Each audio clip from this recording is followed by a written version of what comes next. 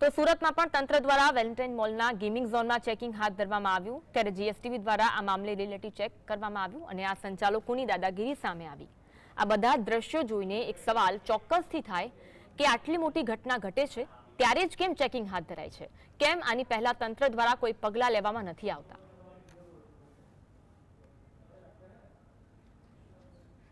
રાજકોટની બનેલી ઘટના બાદ સુરત તંત્ર એલર્ટ મોડ પર જોવા મળી રહ્યું છે, ત્યારે મહાનગરપાલિકાના અધિકારી ફાયરના અધિકારીઓ હાલ મોલની અંદર ગેમ ઝોનમાં ચેકિંગ કરવામાં આવી રહ્યું છે। જોઈ શકાય છે દ્રશ્યો, અહીં ફાયરના જે અધિકારીઓ અને મહાનગરપાલિકાના જે અધિકારીઓ છે તેમના દ્વારા હાલ ગેમ ઝોનની અંદર તપાસ કરવામાં આવી રહ્યું છે। એટલું જ નહીં પરંતુ એનઓસી અથવા તો ફાયર સેફટી છે કે નહીં તે પણ તમામ પ્રકારની ચકાસણી કરવામાં આવી રહી છે। એટલું જ નહીં પરંતુ હાલ જે રીતના કામગીરી કરવામાં આવી રહી છે, બેઠકનો દોર પૂર્ણ થયા બાદ મહાનગરપાલિકાના અધિકારી અને જે તંત્ર છે તે હવે કામે લાગ્યો છે। એટલું જ નહીં પરંતુ જે રીતના જોઈ શકાય છે એનઓસી અથવા તો ફાયર સેફટી છે કે નહીં તે તમામ પ્રકારની ચકાસણી કરવામાં આવી રહી છે। એટલું જ નહીં પરંતુ જો એનઓસી ન મળી આવે તો કાર્યવાહી કરવાની પણ તજવીજ હાથ ધરવામાં આવી રહી છે। આપણી જોડે કાર્યપાલક એન્જિનિયર ઉપસ્થિત છે, આપણે એમની જોડે વાત કરવાનો પ્રયત્ન કરી રહ્યા છે। સાહેબ, કઈ રીતની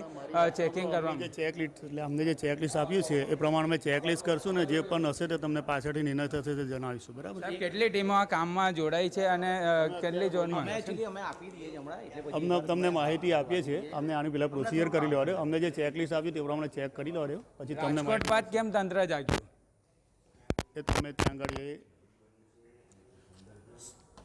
રાજકોટ બાદ કેમ તંત્ર જાગ્યું છે? રાજકોટના આપણે સુરતમાં પણ આ રીતનો કોઈ ઇન્સિડન્ટ નહીં બને એના માટે એને સાવચેતીના પગલાં રૂપે અત્યારે આપણે આ કામગીરી કરી રહ્યા છીએ। બરાબર? બેઠક પહેલાથી કરી હોત તો આ ઘટના ન બની હોત, શા માટે અત્યારે બેઠક કર્યા બાદ અમને કામગીરી કરવા દેશો તો વધારે સારું રહેશે। તો કામગીરી થયા બાદ જે પણ હશે નિર્ણય થશે તે તમને જણાવવામાં આવશે। બરાબર? બિલકુલ, અધિકારીઓ દ્વારા હવે ચેકિંગ હાથ ધરવામાં આવી રહી છે। ગેમ ઝોનની અંદર ચેકિંગ કર્યા બાદ જો એનઓસી અથવા તો ફાયર સેફટી ન મળી આવે તો કાયદેસરની કાર્યવાહી પણ કરવા માટે ચીમકી અધિકારીઓ દ્વારા ઉચ્ચારવામાં આવી છે। એટલું જ નહીં પરંતુ જોઈ શકાય છે રાજકોટનું ઘટના બન્યા બાદ સુરતનું તંત્ર હાલ હવે એક્શન મોડમાં આવ્યું છે। મોડે મોડે જાગેલું તંત્ર પણ હાલ હવે કામગીરી કરી રહી છે। સાહિદ જગતાપ, જીએસટીવી, સુરત।